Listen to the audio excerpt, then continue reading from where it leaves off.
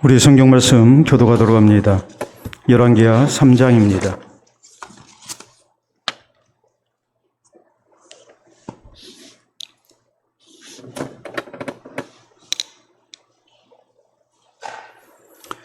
열왕기하 3장 13절에서 마지막 27절 말씀 우리 교독합니다. 엘리사가 이스라엘 왕에게 이르되 내가 당신과 무슨 상관이 있나이까? 당신의 부친의 선지자들과 당신의 모친의 선지자들에게로 가소서 하니 이스라엘 왕이 그에게 이르되 그렇지 아니하니이다. 여호와께서 이 세 왕을 불러 모아 모압의 손에 넘기려 하시나이다 하니라.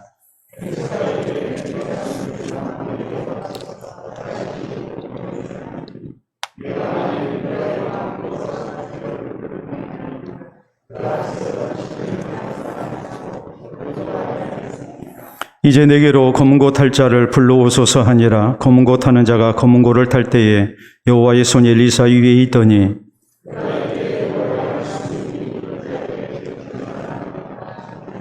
여호와께서 이르시기를 너희가 바람도 보지 못하고 비도 보지 못하되 이 골짜기에 물이 가득하여 너희와 너희 가축과 짐승이 마시리라 하셨나이다.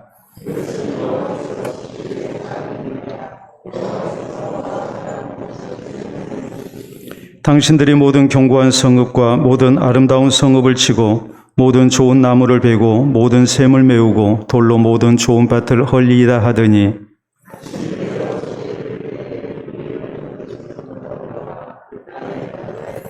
모압의 모든 사람은 왕들이 올라와서 자기를 치려 한다 함을 듣고 갑옷 입을 만한 자로부터 그 이상이 다 모여 그 경계에 서 있더라.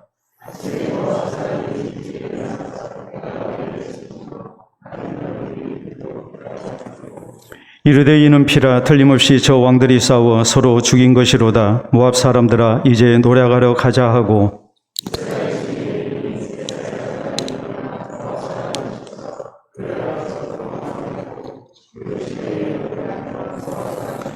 그 성읍들을 쳐서 헐고 각기 돌을 던져 모든 좋은 밭에 가득하게 하고 모든 샘을 메우고 모든 좋은 나무를 베고 길 아래에서 돌들은 남기고 물매꾼이 두루다니며 치니라.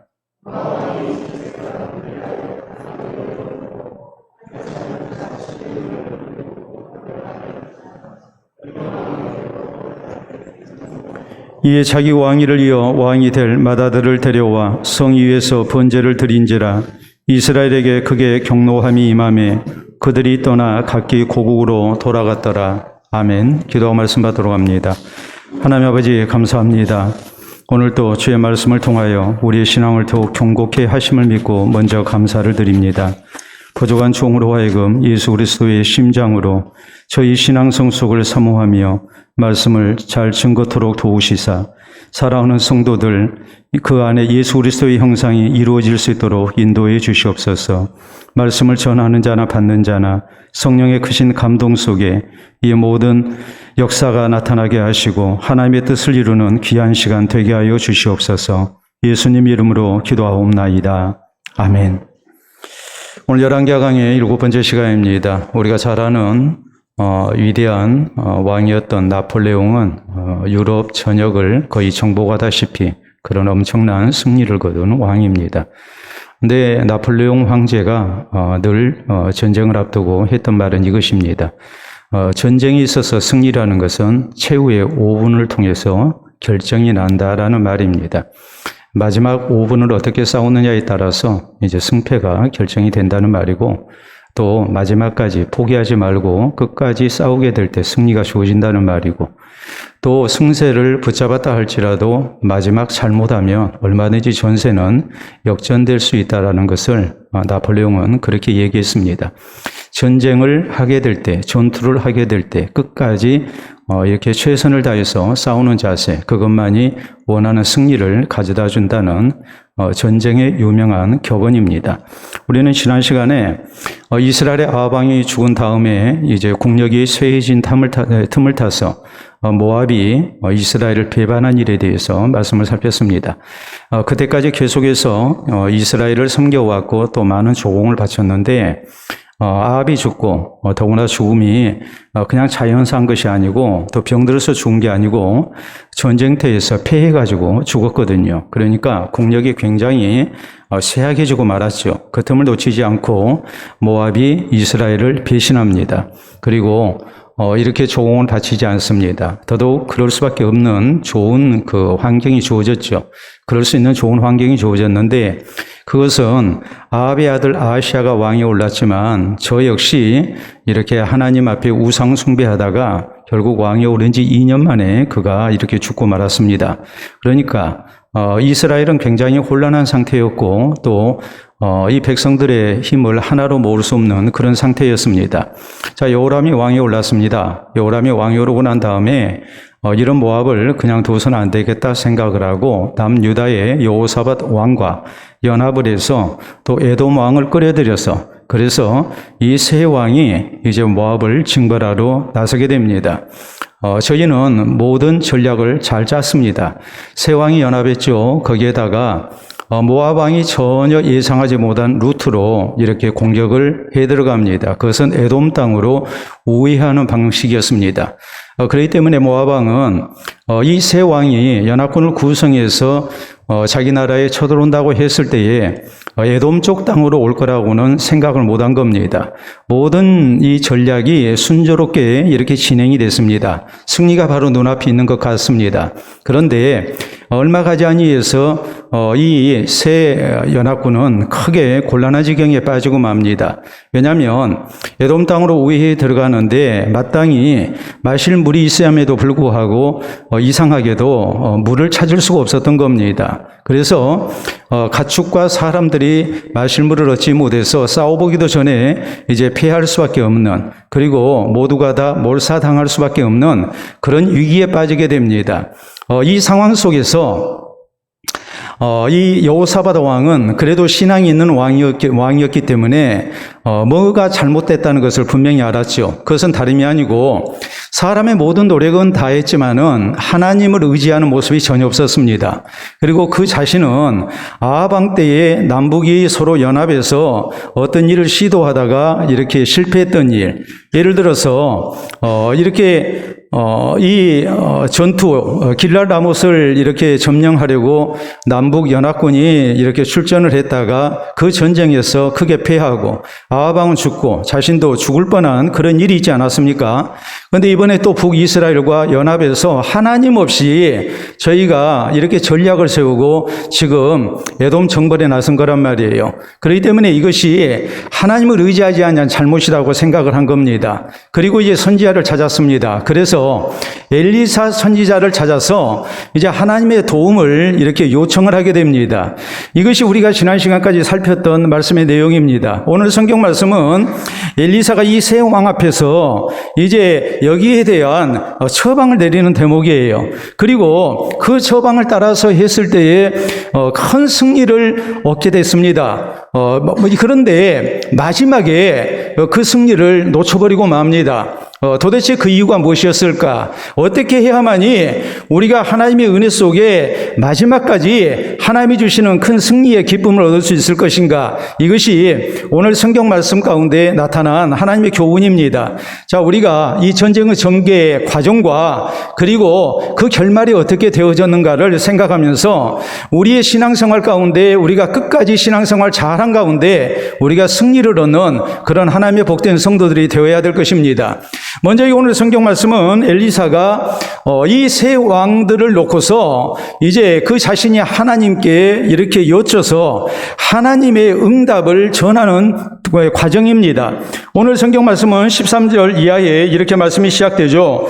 엘리사가 이스라엘 왕에게 이르되 내가 당신과 무슨 상관이 있나이까? 당신을 붙이는 선지자들과 당신을 못 치는 선지자들에게로 가소서 하니 이스라엘 왕이 그에게 이르되 그렇지 아니하니이다. 여호와께서 이 세 왕을 불러 모아 모압 우선에 넘기려 하시나이다 하니라 그랬습니다. 자, 이스라엘 왕은 요람 왕이죠. 그는 아합 왕의 아들입니다. 아합 왕의 아내는 이세벨입니다. 그러니까 그 부모는 아주 극심하게 우상을 숭배했던 사람들이거든요. 근데 지금 형편이 어려우니까 지금 엘리사 선지자를 찾았단 말이에요. 여기에 대해서 엘리사 선지자가 참 부끄러운 얘기를 하는 거죠. 당신 왜 나한테 이렇게 와서 도움을 청합니까? 당신이 이렇게 의지했던 우상을 찾아가시오. 당신 아버지의 신에게 찾아가고 또 당신 어머니에게 신에게 찾아가서 이렇게 도움을 청해야 할 것 아닙니까? 지금 죽게 생겼으니까 느닷없이 하나님 찾고 이렇게 살려달라고 하니 이것이 과연 옳은 얘기입니까? 하면서 지금 면박을 주는 거예요. 그러니까 여호람 왕이 이제 자기의 잘못을 알기 때문에 이 모든 것을 그대로 받아들이면서 아닙니다. 지금 하나님께서 새 왕을 불러 모아가지고 이렇게 에돔 왕을 통해서 다 멸하려고 하십니다. 우리가 큰일 났습니다 하면서 다시 사정을 하는 겁니다. 이때 14절에 보면 엘리사는 이런 말을 해요.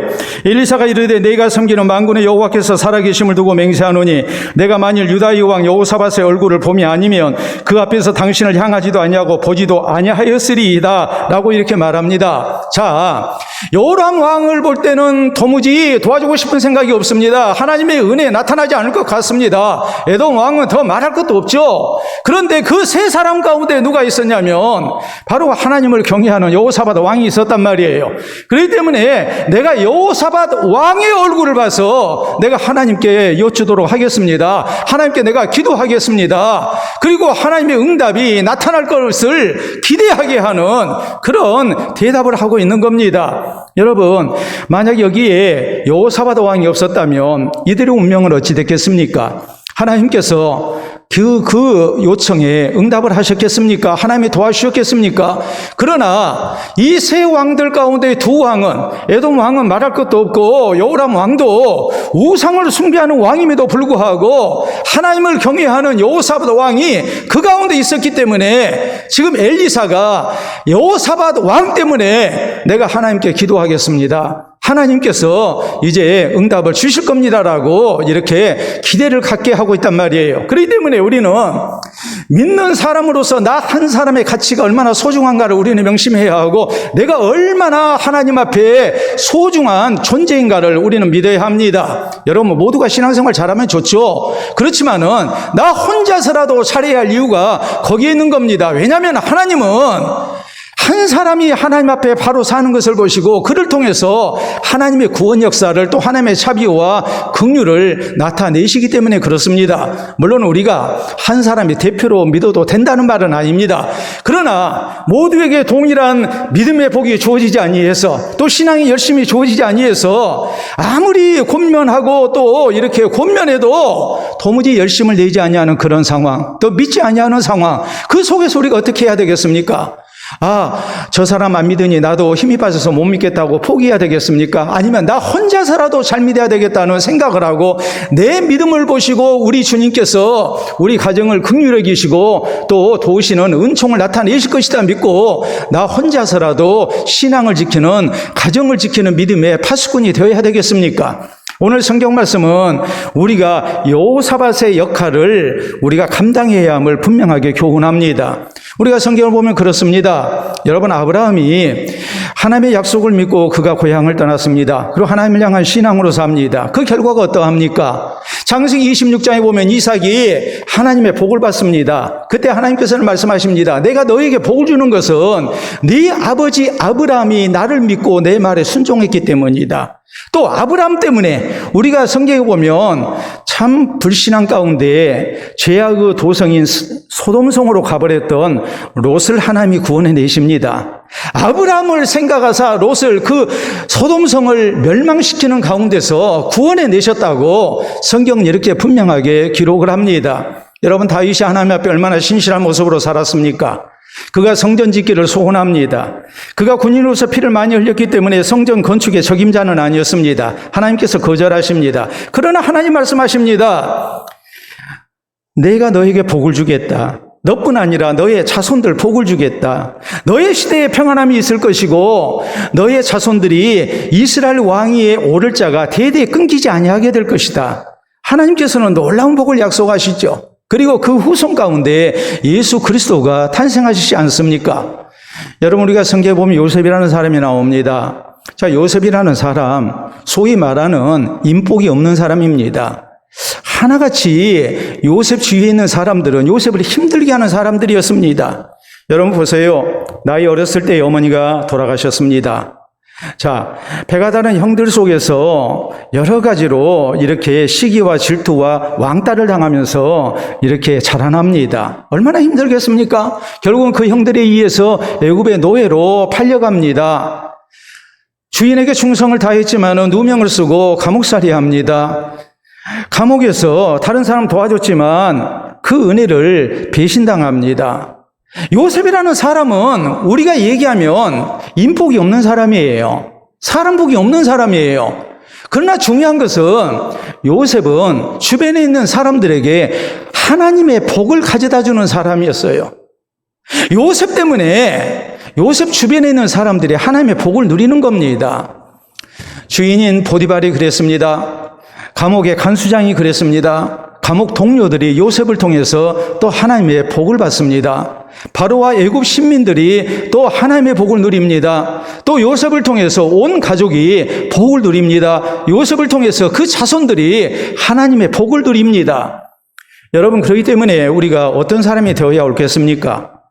유명한 철학자 베이컨은 이런 말을 남겼습니다. 세상에 있는 사람을 세 종류로 우리가 구분할 수가 있다. 어떤 사람은 거미 같은 인간이 있고, 어떤 사람은 개미 같은 인간이 있고, 어떤 사람은 꿀벌 같은 인간이 있다라고 했습니다. 여러분, 거미 같은 인간은 어떤 사람이겠습니까? 거미 같은 인간은 다른 사람을 이용하고 해를 끼치는 사람이죠. 이런 사람 돼서는 안 되죠. 개미 같은 사람은 어떤 사람이겠습니까? 나밖에 모르는 사람입니다. 남에게 피해도 주지 않고 남의 덕도 보지 않고 오직 나만을 위해서 사는 사람입니다. 그런데 베이컨이 말하는 꿀벌 같은 사람은 어떤 사람이겠습니까? 내 수고와 헌신을 통해서 내 주변에 있는 사람들을 복되게 하는 사람입니다. 우리는 그렇죠. 하나님, 좋은 사람 만나게 해주세요. 좋은 사람 만나게 해달라는 것이 우리의 기도 제목입니다. 절대 틀린 제목은 아닙니다. 그러나 그보다도 더 하나님께서 원하시는 기도의 제목은 뭐겠습니까? 내가 좋은 사람 만나는 것보다 내가 다른 사람에게 좋은 사람 되어주는 겁니다.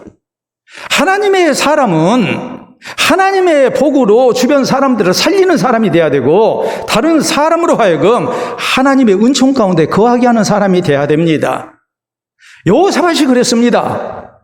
여호사밧 때문에 나머지 왕들이 하나님의 자비를 얻습니다. 이 세 나라의 군인들이 하나님의 구원을 얻습니다. 승리를 얻습니다.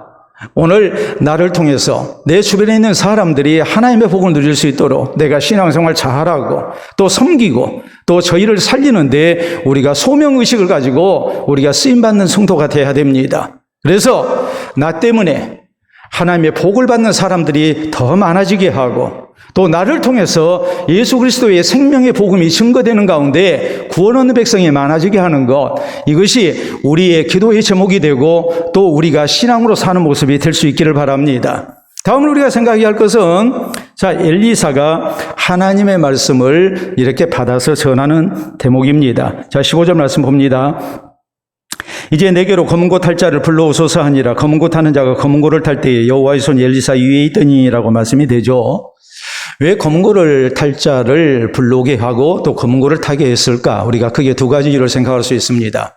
첫째는 엘리사 자신이 여호람 왕을 보니까 속된 말로 열불이 나는 거예요. 예? 평소에 하나님 경외하지도 않고 이렇게 못된 짓 다 한 사람이 아쉬우니까 와가지고 살려달라고 하니까 그거 보니까 마음이 편치가 않죠. 예, 그렇기 때문에 자신의 이 분용한 마음을 가라앉히기 위해서, 그래서 검은고 탈 자를 오라 해서 검은고를 타는 가운데 자기의 마음을 안정시켰다라고 봅니다. 두 번째는 지금 주변에 있는 사람들을 진정시키기 위해서 그랬다고 봅니다. 여러분, 지금 난리가 났습니다. 우리가 크게 승리할 줄 알았습니다. 그런데 되어가는 상황이 지금 다 죽게 생겼습니다. 그러니까 얼마나 진중에 큰 소란이 일어나겠습니까? 모두가 불안하고 큰일 났다 그러겠죠. 물도 마시지 못하고 목말라 죽을 지경이고 이 상황에서 싸우다가는 다 전멸당하게 생겼습니다. 왕들을 보니까 이게 안심할 상황이 아닙니다. 그러니까 모두가 웅성웅성하죠. 불안해하죠. 이런 형편에서 엘리사가 검은고 탈자에게 검은고를 타게 했을 때 다른 사람들 음악 소리가 들릴 때 어떤 반응을 보이겠습니까? 아무래도 마음을 차분하게 갖게 되겠죠. 그리고 하나님의 말씀을 같이 기다리겠죠. 그렇기 때문에 검은고 탈자를 불러오라 해서 그에게 검은고를 타게 한 겁니다. 그리고 엘리사는 하나님께 기도합니다. 그리고 하나님의 응답을 받습니다. 자, 16절. 그가 이르되 여호와의 말씀이 골짜기에 개천을 많이 파라 하셨나이다.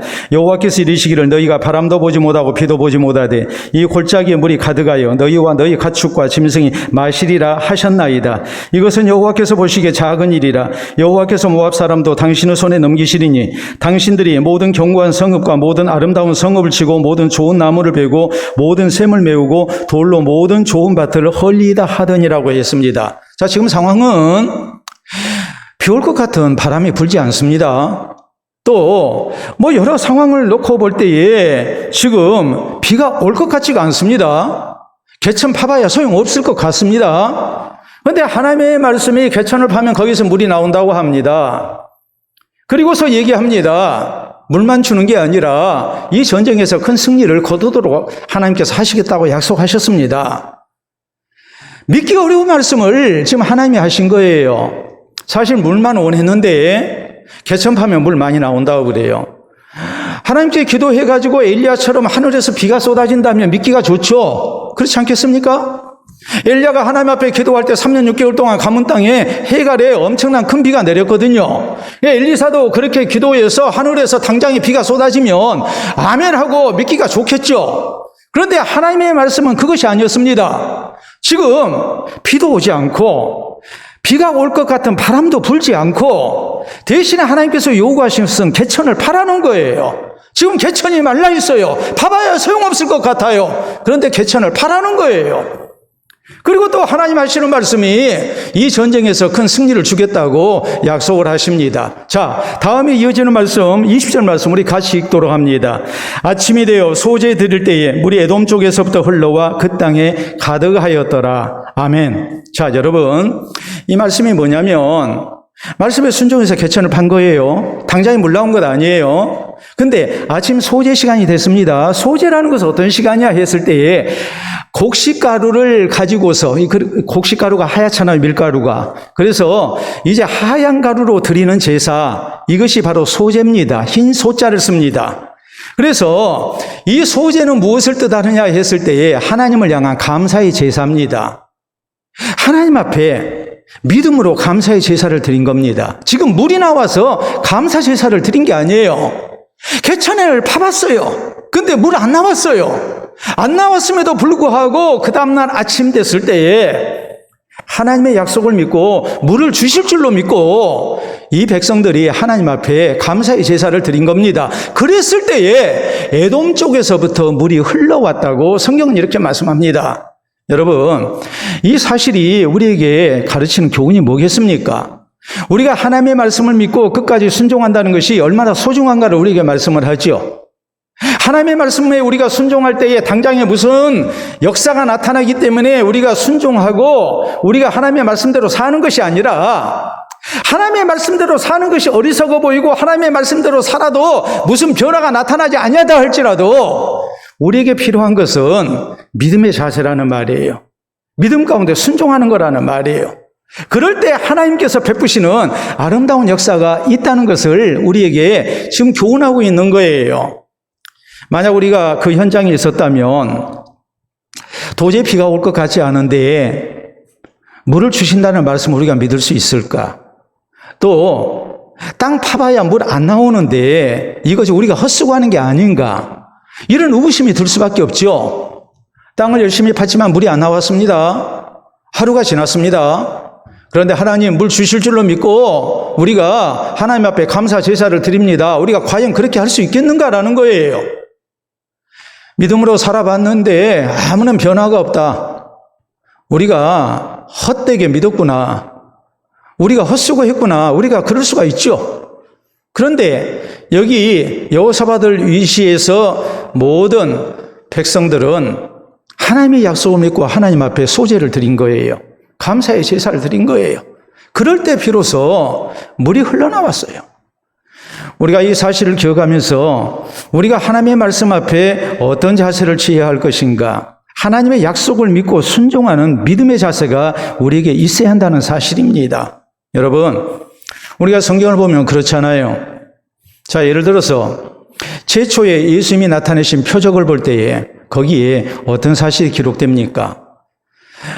혼인잔치집에 포도주가 떨어졌습니다. 이 곤란한 상황 속에서 예수님의 모친인 마리아가 예수님께 말씀을 드립니다. 그럴 때 예수님께서 놀라운 표적을 나타내시죠. 물을 가지고 포도주를 만드는 최초의 표적을 나타내셨습니다. 그런데 이 표적 가운데 우리가 주목해야 할 중요한 대목이 있습니다. 그게 뭐냐면 마리아가 예수님께 말씀드리고 난 다음에 하인들에게 당부했던 말입니다. 무슨 말씀을 하시는지 너희는 그대로 해라. 이것을 이론적으로 따지고 경험적으로 따지고 하지 말라는 거예요. 주님이 명령하신 대로 그냥 순종만 해라. 그 말씀대로 순종했습니다. 물을 떠다가 도랑아리 6에 아구까지 채우라고 그러니까 하나도 아니고 6 아구까지 다 채웠습니다. 물 떠서 연회장에 갖다 주라고 하니까 갖다 줬습니다. 그랬더니 그 물이 포도주로 변했습니다. 베드로에게 나타난 놀라운 주님의 표적도 마찬가지죠. 밤새도록 고기 잡았지만 한 마리도 못 잡았습니다. 몸은 피곤합니다. 그물 걷어서 씻고 이제 집에 들어가서 쉬어야 되겠습니다. 자야죠. 이런 상황 속에서 예수님께서 깊은 데로 가서 그물을 내리라고 명령하십니다. 그때 베드로가 말합니다. 선생이여, 우리가 밤이 맞도록 그물을 내렸지만 고기를 잡지 못했습니다. 그러나 말씀에 의지하여 그물을 내리겠습니다. 그럴 때 그물이 찢어지기 직전까지 엄청나게 많은 고기를 이렇게 잡을 수가 있었다고 성경은 말씀합니다. 믿음으로 순종하는 자세가 필요하다는 말이에요. 여러분, 오늘날에는 1인 가구가 참 많습니다. 그렇기 때문에 직접 요리를 해서 먹는 경우가 굉장히 많죠. 그런데 요리에 있어서 맛의 결정은 대개 2가지에서 결정됩니다. 첫째는 레시피, 어떤 재료를 쓸 것인가. 두 번째는 손맛이에요.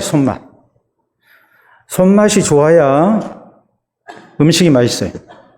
그것도 과학적인 원리가 분명히 있어요. 사람마다 손에서 자라는 미생물이 각기 달라요. 그러니까 그 미생물을 어떤 미생물을 가지고 있느냐에 따라서 음식 맛이 달라지게 돼요. 똑같은 레시피를 사용을 해도 맛이 다르게 나타납니다.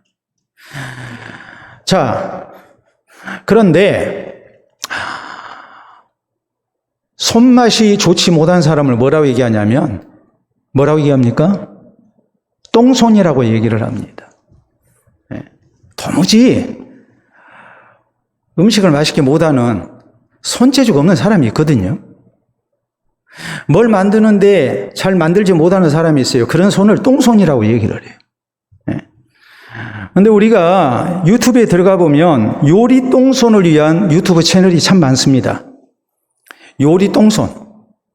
그래서 그 유튜브 채널을 보면은 해리쿡이랄지 굴지야 밥 먹자, 하루 한 끼, 만 개의 레시피, 백종원의 요리 비책, 이래가지고 누구나 쉽게 맛있게 요리를 만들 수 있는 그런 레시피가 공개가 됩니다.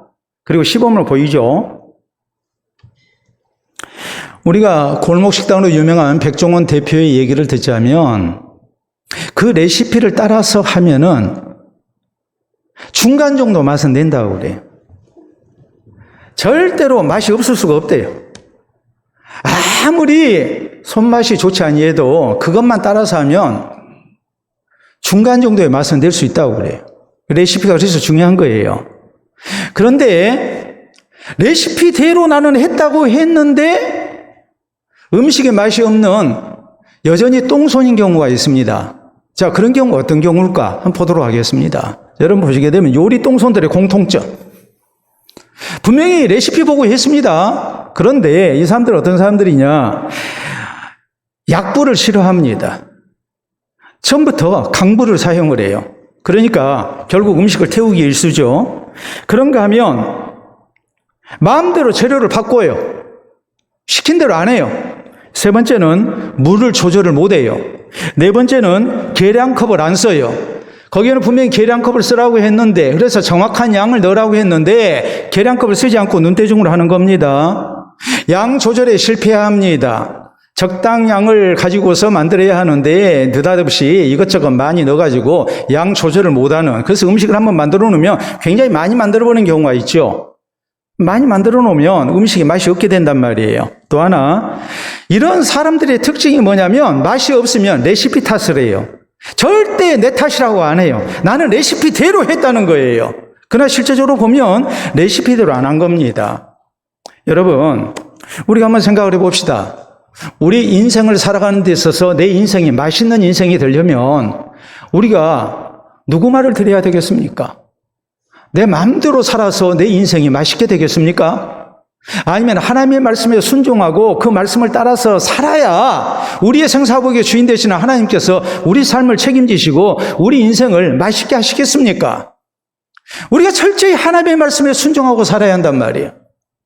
하나님의 말씀을 믿고 순종하게 될 때에 하나님께서 주시는 아름다운 결과가 있다는 것을 우리가 믿어야 해요. 믿음으로 순종하고 살아야 하고 믿음으로 끝까지 순종하는 사람들이 돼야 돼요.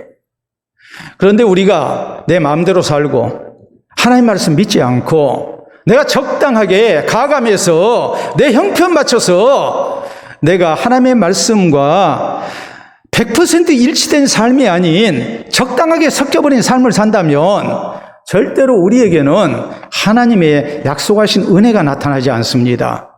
여러분, 엘리사가 저희에게 하나님의 말씀을 전한 대로 이제 개천을 받습니다. 물이 나오지 않아도 하나님 앞에 다음날 아침 감사의 제사를 드립니다. 그럴 때 비로소 물이 흘러나왔습니다. 이걸 우리가 기억을 하고 우리가 주의 약속을 믿고 주의 말씀에 온전히 순종하는 가운데 하나님께서 또 믿음으로 순종하는 자를 사랑하시는 아름다운 은총을 베푸시는 이런 복된 성도들이 다 될 수 있기를 바랍니다.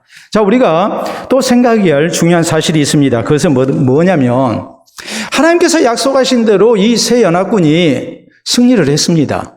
근데 완전한 승리는 얻지를 못했다는 사실이에요. 자, 이어지는 말씀 21절 이하 봅니다.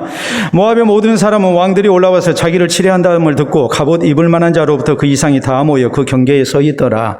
이제 국가적 비상사태가 이제 발동이 됐다는 얘기입니다. 그래서 국경선에 이제 이렇게 기다리고 있는 거예요. 그런데 22절에 아침에 모압 사람이 일찍 일어나서 해가 물에 비침으로 맞은편 물이 붉어 피와 같음을 보고 이르되 이는 피라 틀림없이 저 왕들이 싸워 서로 죽인 것이로다. 모압 사람들아 이제 노략하려 가자 하고 이스라엘 진에 이른 이스라엘 사람이 일어나 모압 사람을 쳐서 그들 앞에서 도망하게 하고 그 지경에 들어가며 모압 사람을 치고 오라고 했습니다. 자, 모압이 오판을 한 거죠.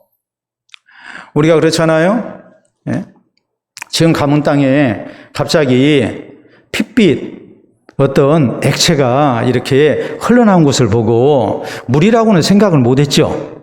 그리고 지금 남북 관계가 서로 간의 대치 관계고 또 에돔과도 그렇게 이제 조공을 바치는 그런 관계이기 때문에 별로 좋지 못하다고 생각했는데 이 세 나라가 연합해서 지금 쳐들어온 겁니다. 그러니까 틀림없이 분란이 일어나가지고 저희 가운데 이렇게 큰 살육이 일어났고 그 피가 지금 흘러나와서 저렇게 지금 붉은 액체가 눈에 지금 보인 거라고 생각을 한 거예요. 그리고서 야, 이때를 놓치지 말고 우리가 가서 쳐들어가자 하고서 기다리던 사람들이 이제 이스라엘 진으로 쳐들어온 거예요. 큰 오판을 한 거예요.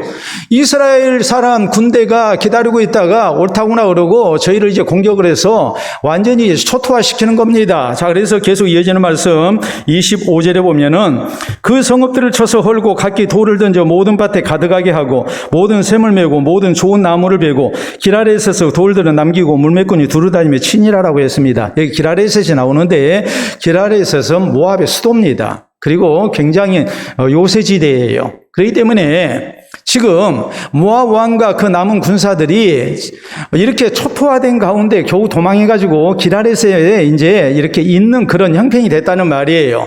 거기만 남기고 모압 전역을 완전히 초토화시키는 대성을 지금 거두고 있는 거예요. 그런데 이런 위기 속에서 26절 봅니다. 모압 왕이 전세가 극렬하여 당하기 어려움을 보고 칼창 군사 700명을 거느리고 돌파하여 지나서 에돔 왕에게로 가고자 하되 가지 못하고 이에 자기 왕위를 이어 왕이 될 마다들을 데려와 성 위에서 번제를 드린지라. 이스라엘에게 크게 경노함이 임하며 그들이 떠나 각기 고국으로 돌아갔더라. 자, 이 대목은 어떤 내용이냐면 지금 기라레셋만 남기고 지금 완전히 다 초토화됐어요. 그러니까 모압 왕이 지금 군사들을 거느리고 이제 포위를 당한 거예요. 이제는 완전히 큰일 났어요. 그러니까 이래 주거나 저래 주거나 마찬가지니까 결사항전을 해야 되겠다 생각을 하고 부하 700명을 거느리고 제일 약한 고리로 생각되는 에돔 쪽을 공격을 한 거예요. 여러분, 북이스라엘과 남유다는 아무래도 모압에 대한 그런 감정이 좋지 못하기 때문에 이제 철저히 응징을 하려고 이렇게 한다고 생각을 한 겁니다. 근데 에돔은 할 수 없이 전쟁터로 지금 가담이 된 그런 민족이거든요. 그러니까 에돔 쪽을 치게 되면은 분명히 에돔 사람들은 결사항전을 안 하고 이제 길을 터줄 것이다 생각을 하고 그쪽을 치면 우리가 살 거라고 생각을 했어요. 그런데 그것도 실패했어요. 이제는 죽어야 해요. 죽게 될 형편이 되니까 이 모압 왕이 아주 극단적인 방법을 쓴 거예요. 그것은 뭐냐면 자기 뒤를 이어서 왕이 될 마다들을 잡아가지고 자기들 우상에게 인신제사를 드린 거예요. 그 인신제사는 다른 게 아니고요. 불로 태워서 드리는 제사입니다.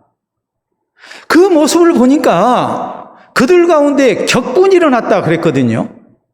그리고 이스라엘 군대가 이 연합군들이 각기 고향으로 돌아가 버렸다 그랬어요.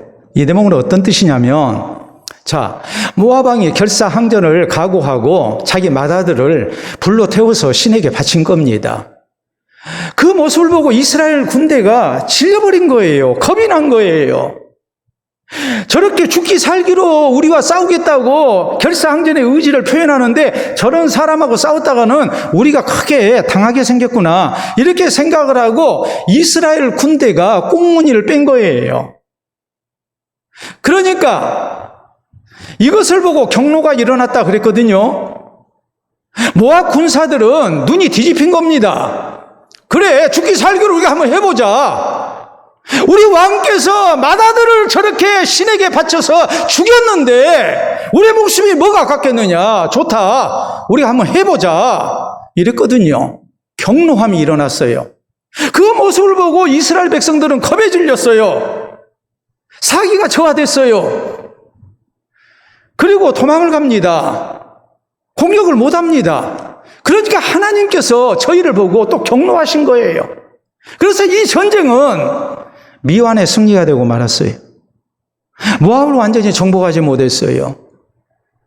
끝까지 하나님의 약속을 붙들고 저희가 싸웠다면 큰 승리를 거뒀을 텐데 다 잡은 승리를 눈앞에서 놓치고 만 겁니다. 그 이유는 잠깐 어려운 형편이 되어지니까 그것을 핑계 삼아서 하나님의 약속대로 하나님의 말씀대로 하지 아니한 겁니다. 그래서 결국 실패하고 말았습니다. 여러분, 우리가 하나님의 말씀대로 살다가 힘든 일을 만나게 됐을 때 우리가 가져야 할 신앙의 자세는 뭐겠습니까? 끝까지 하나님의 약속을 붙들고 사는 거예요. 그래야 우리에게 승리가 주어지는 거예요. 내가 지금까지 하나님의 말씀에 순종하고 내가 믿음으로 살았는데 이제는 더 이상 못하겠습니다. 내 형편이 그렇습니다. 하고서 우리가 그만둬버린다면 우리는 절대 하나님께서 약속하신 아름다운 결과를 허락받지를 못합니다. 자, 우리 성경을 보면 그렇습니다. 하나님께서 창세기 26장에 이삭에게 네 아버지 아브라함이 내 말을 믿고 내 말에 순종했기 때문에 내가 아들인 너에게 복을 준다. 자, 이삭이 그랄 지방 블레셋 땅으로 이주해가지고 그 땅에 흉년이 들었을 때 하나님께서 하신 약속입니다. 거기 사는 사람들이 다 애굽으로 피난 갑니다. 이삭이 이사 잘못 온 겁니다. 근데 하나님께서 하시는 말씀이 너 애굽으로 가지 마라. 여기서 그냥 살아라. 내가 복을 주겠다. 이삭은 하나님의 약속을 믿었습니다. 그리고 모두가 농사를 포기할 때 그는 농사를 지었고 목축을 했습니다. 그리고 하나님의 약속대로 그는 복을 받았습니다. 이 대목을 성경은 이렇게 말씀합니다. 이삭이 마침내 거부가 됐다. 마침내 거부가 됐다는 말이 무슨 뜻이겠습니까? 시간이 좀 걸렸다는 말이에요. 힘든 과정이 있었지만은 하나님의 약속이 분명히 성취됐다는 말이에요. 그런데 블레셋 사람들이 이삭의 번성을 용납을 못합니다. 그리고 아버지 아브라함에게 물려받았던 우물을 메우고 또 뺏어버리고 여러 가지 만행을 저지릅니다. 이삭을 괴롭힙니다. 그러면 이제 벌만큼 벌었으니까 블레셋 땅을 떠나야 되겠다라는 생각이 들 수도 있거든요. 근데 이삭은 그렇게 하지 않았습니다. 3번이나 우물을 뺏기지만 그는 아버지 아브라함이 어려운 일을 만나면 하나님을 찾아서 예배드렸던 브엘세바로 찾아갑니다. 거기에서 하나님 앞에 제사를 드립니다. 하나님께 기도합니다. 하나님께 예배드리고 기도할 때 하나님께서 약속을 주십니다. 내가 너와 분명히 같이 할 것이다. 내가 너를 번성시켜 주겠다. 이삭은 그 말을 믿고 또 우물을 팝니다. 그랬을 때 물을 얻을 수 있었고 결국에는 블레셋의 왕인 아비멜렉과 군대 장관인 비골이 찾아와서 이삭에게 얘기합니다. 여호와께서 너와 함께 하심을, 함께 계심을 우리가 분명히 보았다. 너는 여호와께 복을 받은 자다. 마지막 승리는 누가 얻었는가? 이삭이 얻었습니다.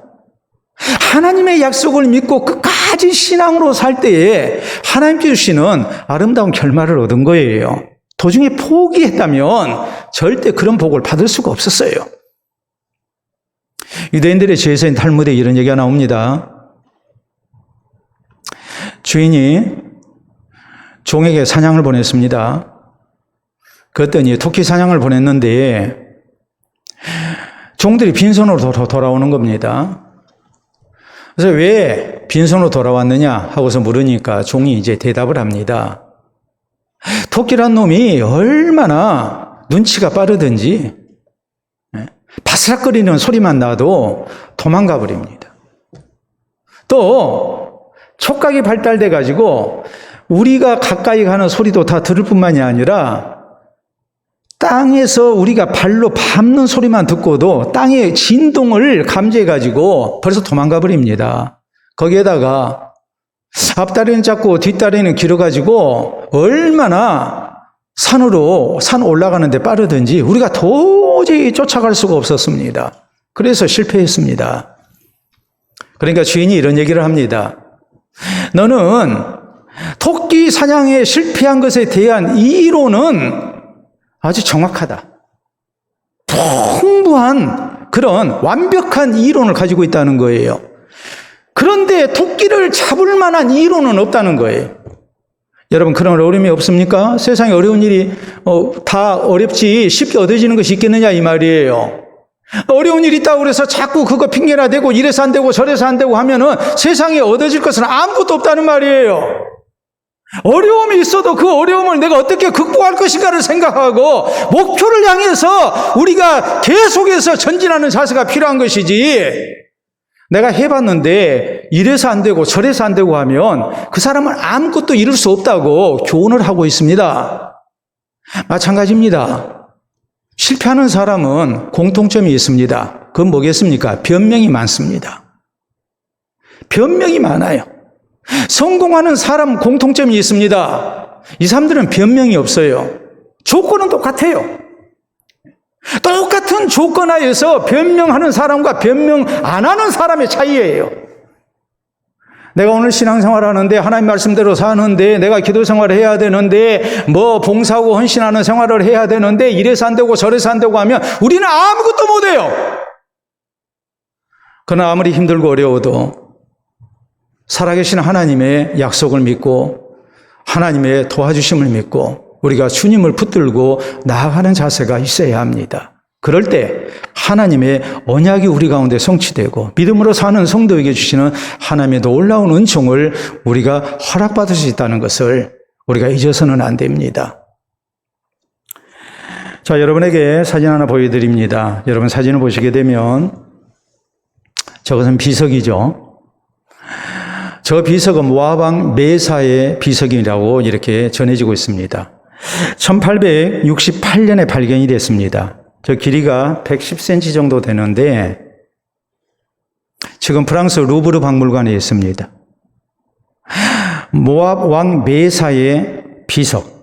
저기에는 내용을 해독을 해봤던 이런 내용입니다. 이스라엘과 모압의 전쟁에 대한 기록이에요. 메사왕 시대에 이스라엘에 대해서 모압이 승리한 것에 대해서 감사하고 자기들의 신인 그모스에게 봉헌한다라는 내용이 적어져 있어요. 그래서 성경의 기록이 진실하다는 것을 입증하는 비석이에요. 오늘 우리가 살핀 이 성경의 말씀이 역사적 사실이라는 것을 증명하고 있는 거예요. 모압 왕 메사 때에 이스라엘 군대가 쳐들어왔는데 우리의 신을 힘입어서 우리가 이 전쟁에서 승리했다. 그래서 이 승리의 영광에 우리가 감사하며 우리 신에게 봉헌한다라는 내용이에요. 근데 모압이 이스라엘과 어떻게 싸웠는지, 어떻게 해서 승리를 얻게 됐는지 거기에 대해서는 언급을 하지 않고 있습니다. 성경이 증거하고 있죠. 성경의 내용이 무엇입니까? 새 연합군이 모압을 징벌하기 위해서 출정을 했는데 사람의 생각으로만, 사람의 계획으로만 싸우려 했다가 크게 실패할 수밖에 없는 상황. 이 상황에서 하나님을 찾았고 하나님께서 도와주심으로 승리를 하게 됐지만 승리를 목전에 두고 결국은 저희가 돌아서서 완전한 승리를 얻지 못했다라는 내용이거든요. 이 전쟁의 승자를 모압에서는 자기들이 승리했다고 역사를 기록합니다. 그 이유가 뭐겠습니까?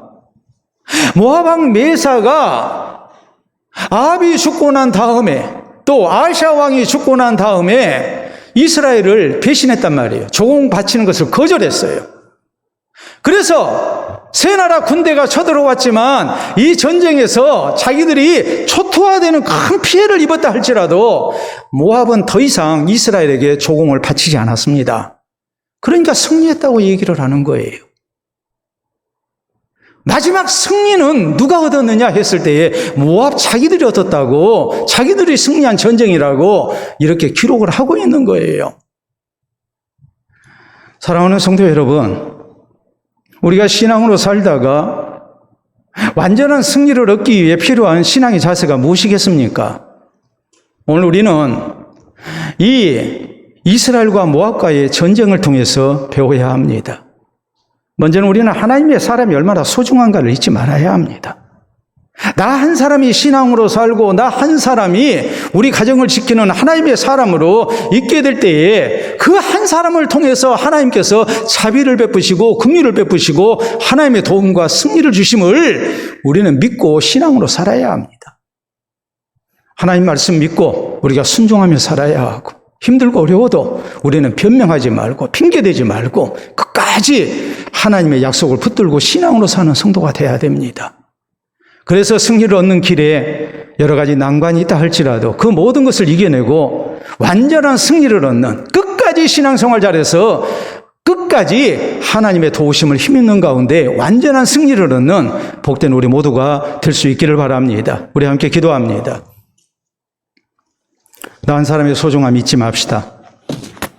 하나님 약속 믿고 사는 것, 하나님이 약속하신 복 믿고 우리가 순종해야 합니다. 끝까지 하나님 말씀에 우리가 믿음으로 순종하며 사는 성도가 되어야 됩니다. 그것만이 우리를 하나님의 복된 은혜로 인도한다는 것을 잊지 마시고 이 아름다운 신앙의 다짐이 우리에게 있기를 바랍니다. 기도합니다.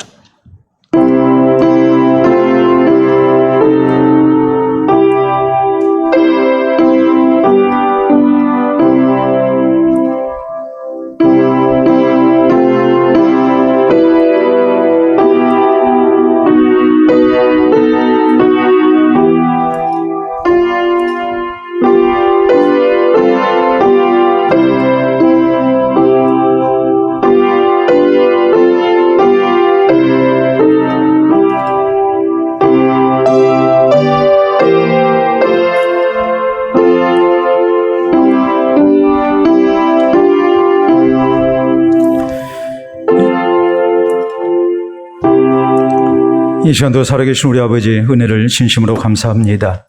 우리 하나님께서 우리가 신앙으로 살아 하나님께서 약속하신 아름다운 승리를 얻게 하시고자 또 말씀을 허락해 주신 줄로 믿고 감사를 드립니다. 이 말씀 우리가 마음에 새기며 또 이 말씀 우리가 부여잡고 우리 하나님 앞에 믿음으로 살아가는 아름다운 삶이 있기를 원합니다. 나 한 사람 하나님을 향한 신앙으로 사는 것이 참으로 복되고 소중한 것임을 우리가 믿게 하시고 어려운 여건 속에서도 나 혼자서라도 신앙생활 잘하는 아름다운 성도들 되게 해 주시옵소서. 그래서 우리의 사랑하는 가정을 지키게 하시고 또 교회를 지키게 하시고 이 땅을 하나님의 자비와 긍휼 가운데 인도해 나가는 신실한 믿음의 사람들이 될 수 있도록 도와주시옵기를 원합니다. 살아계신 하나님의 약속 믿고 순종하게 하옵소서.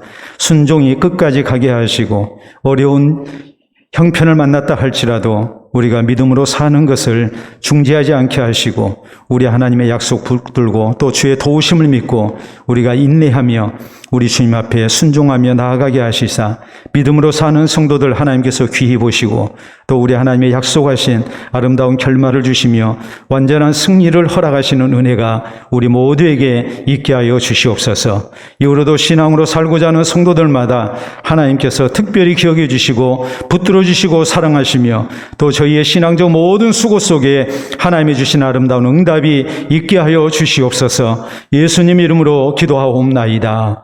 아멘.